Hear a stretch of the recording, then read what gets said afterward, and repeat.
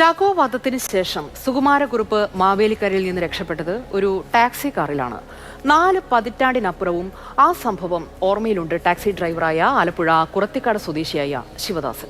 ഞാൻ കുറത്തിക്കാട് ഇങ്ങനെ ഉച്ചയ്ക്ക് നിൽക്കൽ പിന്നെ ടാക്സി സ്റ്റാൻഡിൽ വന്നിട്ട് ചേന്നല്ലൂർ രാധാകൃഷ്ണക്കുറുപ്പ് എന്ന് പറയുന്ന ആൾ വന്നിട്ട് പറഞ്ഞു 7 മണിക്ക് വീട്ടിൽ വരെ വരണം, മാവേലിക്കര റെയിൽവേ സ്റ്റേഷനിൽ 2 പേരെ കൊണ്ടുവിടാനെന്ന് പറഞ്ഞു.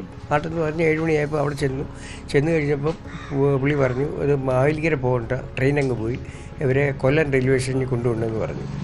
അപ്പോൾ അവർ 2 പേര് വണ്ടിയുടെ പുറകിൽ കയറി നേരെ അവരെയും കൊണ്ട് നേരെ അങ്ങ് പോയി കൃഷ്ണപുരം അടുക്കാറായി ഹൈവേയിലോട്ട് കയറിയപ്പം എൻ്റെ പുറകിലൊരു അന്ന് അംബാസഡറാണ് ഉള്ളത്, ഒരു കാർ നല്ല പവറുള്ള ഒരു വണ്ടി വന്ന് കഴിഞ്ഞപ്പോൾ അവരോട് ഒരു സൈഡ് കൊടുത്ത് രാവിലെ കയറ്റി വിട്ടേക്കാൻ പറഞ്ഞു. വണ്ടി കയറ്റി വിട്ടു.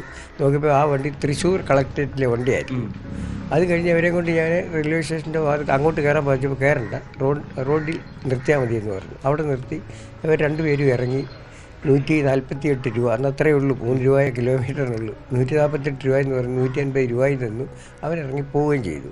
തിരിച്ച് ഞാനിങ്ങ് വന്ന് കുറച്ച് ദിവസം കഴിഞ്ഞതിന് ശേഷമാണ് പോലീസ് എന്നെ വിളിച്ചുകൊണ്ട് പോയി ചോദ്യം ചെയ്തു കഴിഞ്ഞപ്പം എന്നോട് ചോദിച്ചു ഇന്ന പോലെ അന്നത്തെ ദിവസം ഓട്ടം പോലെ പറഞ്ഞ് പോയി ട്രിപ്പ് ഷീറ്റ് എഴുതാറുണ്ട്.